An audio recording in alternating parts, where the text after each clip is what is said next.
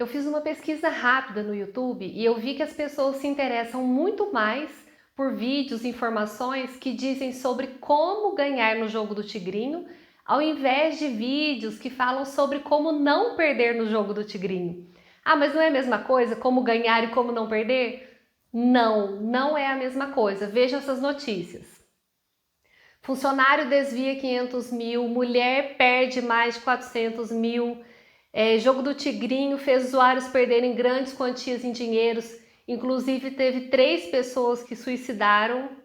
Neta rouba 179 mil de avô de 83 anos. Beneficiários do Bolsa Família gastaram 3 bilhões no tigrinho em agosto de 2024.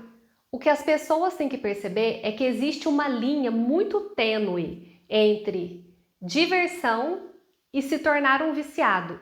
Um dia você está se divertindo, no outro dia você se tornou um viciado. Então eu vou te explicar o que você tem que fazer para não ficar endividado e ter que pegar empréstimo com amigos, familiares, com o banco, para você não tirar o dinheiro, os seus recursos financeiros das necessidades básicas, com alimentação, com higiene pessoal, para usar no jogo do tigrinho, que isso é uma realidade, é fato. Existem pessoas que tiram o dinheiro da alimentação do dia a dia para usar no jogo do tigrinho, para você não adquirir problemas mentais como depressão, ansiedade e se tornar um ludomaníaco, que é a pessoa viciada em jogos, que mesmo tendo vontade, desejo de parar, elas não conseguem, é muito difícil. Primeiro, vamos entender como que as pessoas se sentem quando estão jogando, como é o comportamento delas. Isso é fundamental para entender o processo, porque o comportamento ele afeta como a gente enxerga a realidade e a nossa interpretação sobre risco e recompensa. Primeiro, as pessoas se sentem no controle da situação. Elas acreditam saber o que estão fazendo e como que podem ganhar. Segundo, quando as pessoas participam de um jogo e não ganham, quando elas veem o resultado, elas pensam assim, gente, mas esse resultado é óbvio. Eu poderia ter ganhado, agora da próxima vez eu vou jogar dessa forma que vai dar certo, que eu vou ganhar. Terceiro é que nós sentimos horror à perda. Então, as pessoas sentem mais dor quando perdem do que satisfação quando ganham.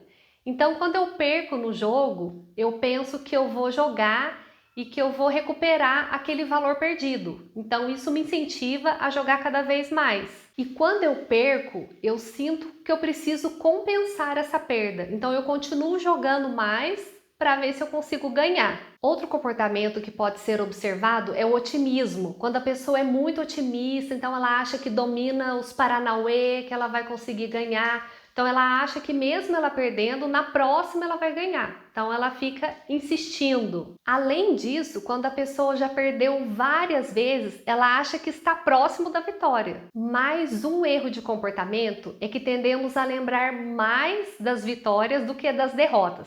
Então, se eu ganhei 2 vezes e perdi 50 vezes, eu vou lembrar sempre mais dessas 2 vezes, porque a vitória ela traz uma sensação de euforia. Então, eu sempre vou considerar mais as vitórias e achar com isso que o jogo é lucrativo. E por fim, as pessoas consideram só as informações que corroboram, né, que vão ao encontro daquilo que elas pensam. Então, se eu gosto de jogo, se eu acho que é lucrativo, eu vou ouvir só esse tipo de informação. Quando eu ouvir algo, o contrário disso, eu vou desconsiderar. Então, o que eu tenho que fazer para não cair nessas armadilhas pregadas pela minha própria mente, pela minha própria cabeça e ficar jogando que nem um descontrolado? Então, eu vou passar um passo a passo bem simples que eu acredito que vai ajudar nesse sentido. Então, se você quer jogar, beleza. Então, primeiro, receber o seu salário, pague as contas do mês, compre as coisas para a sua necessidade básica e, se sobrar, você separa um dinheiro para jogar. Por exemplo, separa 50, 100 reais. Então, jogou, acabou aquele dinheiro? Acabou. Não pegue mais. Só no mês seguinte, quando você receber novamente, pagar suas contas, sobrou um dinheirinho, você separa uma parte e joga de novo. Perdeu, que é o que provavelmente vai acontecer, não pega mais dinheiro. Depois, defina limite de tempo. Não fique o tempo todo na internet procurando e pesquisando sobre jogo. Faça atividades offline, arrume outra coisa para fazer e não fique o tempo inteiro nisso. Defina um limite.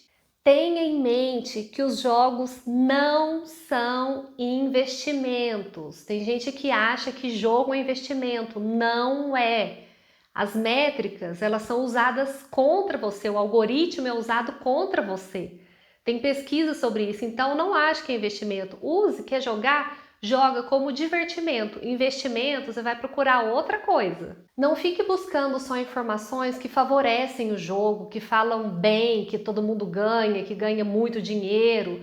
Ouça opiniões contrárias, pesquise outras informações que dizem o contrário disso e pese esses pontos negativos e vê o que realmente compensa para você. Lembre-se sempre que esse valor que você está utilizando para jogo e que acaba em segundos, você poderia estar utilizando para fazer um passeio com o seu filho, para comprar alguma coisa que você tem vontade de comprar e nunca tem dinheiro, mas não, você prefere usar esse dinheiro com uma coisa que pode trazer problemas futuros para você. Outro ponto é que você pode estar deixando de realizar um sonho seu ou deixando esse sonho para mais longe. Então, se você tem vontade de trocar o carro, comprar uma moto, você poderia estar guardando esse dinheiro para isso.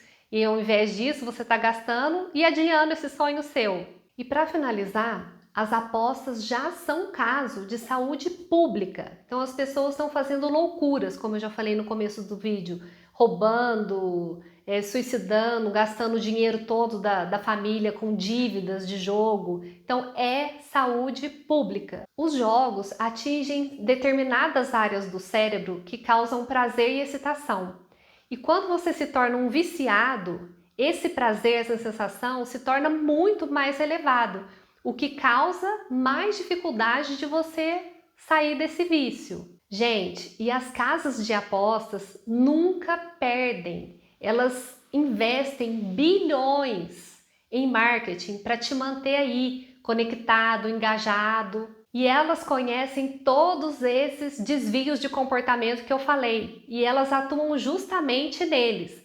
Então, diante de todas essas informações que eu falei, o jogo ainda parece atrativo para você? Parece mesmo vantajoso? Será que eles não têm só a ganhar e eu só a perder? E se você gostou, compartilhe esse vídeo e deixe aqui nos comentários o que você acha do jogo do Tigrinho. Você joga? Já jogou?